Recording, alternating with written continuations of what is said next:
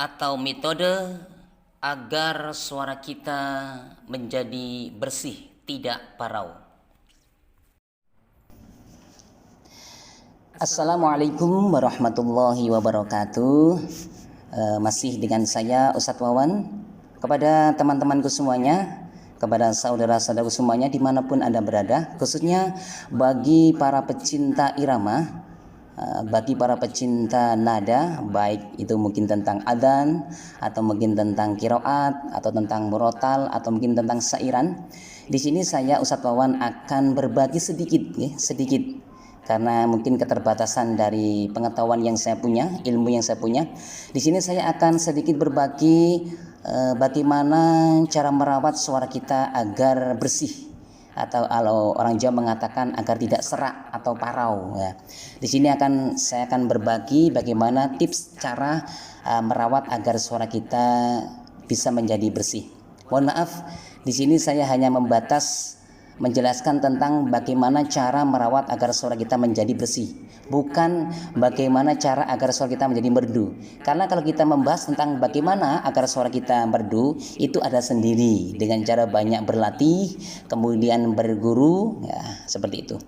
Di sini saya akan menjelaskan bagaimana cara merawat agar suara kita bersih, ya, atau tidak serak atau parau. Ya.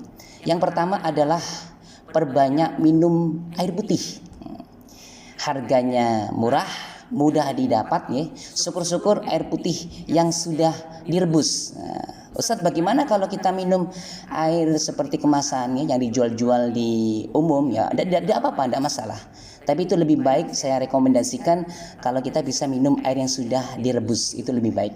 Kemudian hindari minuman yang terlalu manis, ya.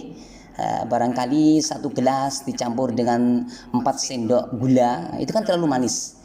Kenapa saya merekomendasikan agar tidak minum minuman terlalu manis? Karena nanti kalau kita minum minuman terlalu manis, di sini akan terjadi pengendapan lendir. Gitu. Diusahakan lebih baik minum air putih saja. Gitu. Kemudian hindari minuman-minuman yang mengandung karbonasi. Apa itu?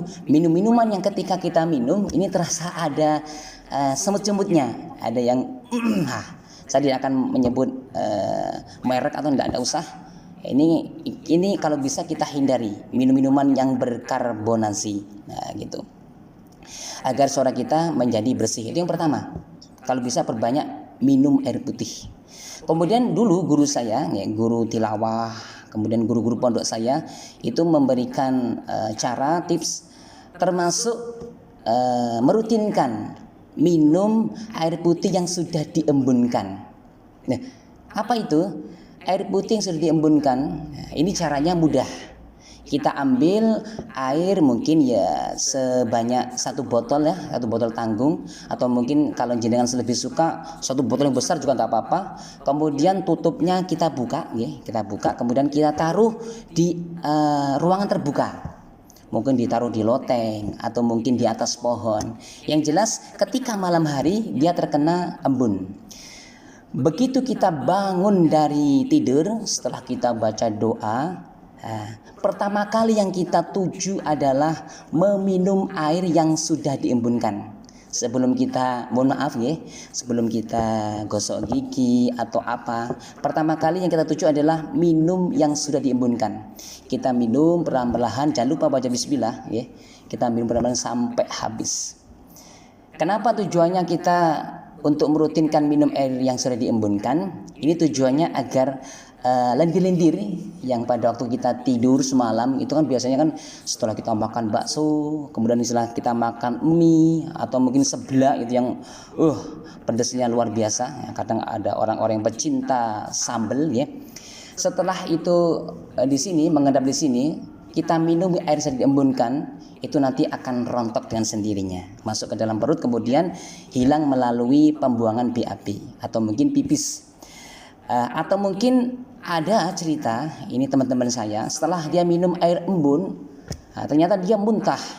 Muntahnya di situ banyak lendir-lendir, ya. Atau mohon maaf kalau orang Jawa mengatakan riak, ini bisa keluar. dengan bantuan kita meminum air yang sudah diembunkan. Itu yang pertama. Kemudian yang kedua, kurangi makanan-makanan yang terlalu panas. Apa Ustaz? Apa air yang sudah baru saja mendidih kemudian kita minum? Oh jangan.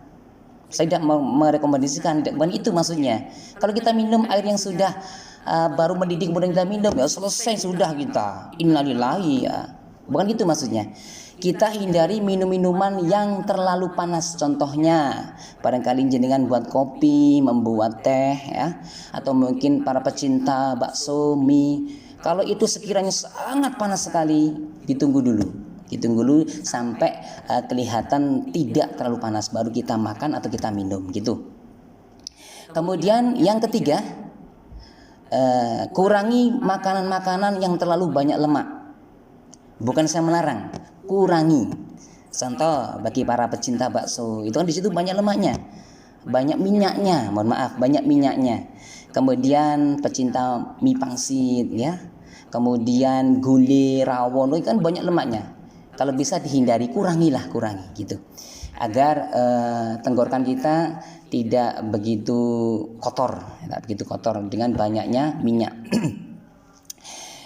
Kemudian yang kelima, ini saya tidak merekomendasikan. Ini juga banyak para qori, bahkan penyanyi-penyanyi, dia mengambil dengan cara membersihkan lendir yang ada di tenggorokan ini dengan cara gorah.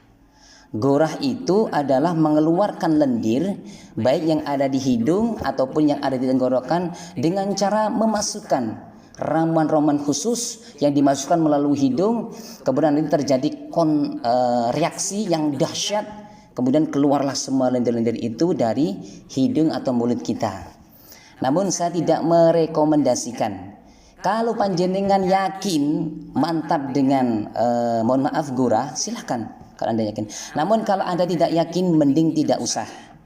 Karena di situ di dalam proses gurah itu dari pihak tabib atau yang ahli dalam pergurahan, dia memberikan suatu pesan. Nanti kalau setelah digorah selama seminggu atau 2 minggu itu jangan digunakan untuk berteriak-teriak, untuk menggunakan nada-nada yang tinggi ya. Untuk itu saya tidak merekomendasikan. Kalau Anda yakin dengan gurah yang saya ceritakan tadi, memasukkan ramuan-ramuan khusus ke dalam hidung kemudian keluarlah semua lendir itu, silahkan. Tapi kalau Anda tidak yakin, mending tidak usah. Pesan guru saya, mending suara itu yang bagus adalah suara yang normal, belum pernah terkena gurah ya. Itu namun kalau jenengan yakin dengan yang saya terangkan tadi, yaitu gorah, bisa dicoba. Dan saya sendiri juga sudah pernah mengerjakan gorah kurang lebih 5 kali. Namun untuk akhir-akhir ini saya berhenti karena guru saya berpesan mending tidak usah gorah, kita rawat dengan yang alami saja. Perbanyak minum-minuman air putih, kemudian minum-minum jahe kencur, minuman jeruk nipis ya. Oh ya, ada yang terlupakan. Saudara-saudaraku, teman-temanku semuanya, ada yang bertanya, bagaimana kalau kita minum jahe?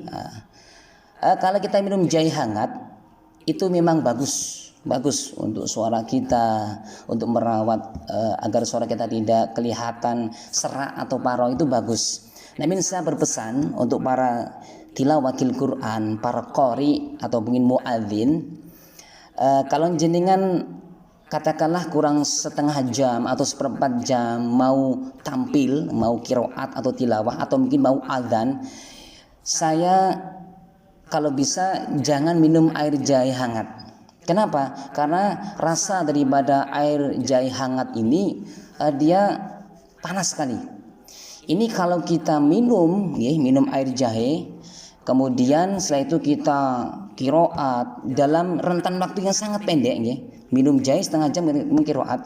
Ini kalau pengalaman saya dan teman-teman itu bisa merusak pita suara kita. Karena kondisi sudah kemasukan minum air jahe panas, memang rasanya panas, kemudian kita paksakan untuk nada tinggi, itu bisa-bisa kalau pita suara kita tidak kuat, ini akan bisa merusak. Mending kita minum air jahe itu dalam kondisi santai. di pagi hari atau malam hari yang tidak untuk mengeluarkan suara yang keras. Mudah-mudahan itu sedikit tips dari saya bisa bermanfaat untuk teman-temanku atau saudara-saudaraku, khususnya para pecinta irama dan lagu. Namun jangan lupa setelah menonton video ini, saya ingatkan kembali untuk memberikan subscribe, like, kemudian komen dan share kepada teman-teman. Channel saya adalah Ustadz Wawan Story. Demikian yang bisa saya sampaikan, mudah-mudahan bisa bermanfaat dan memberikan ilmu sedikit tambahan kepada panjenengan semuanya, untuk teman-temanku dan saudara-saudaraku semuanya. Demikian cukup dari saya. Jazakumullahu khairan. Wassalamualaikum warahmatullahi wabarakatuh.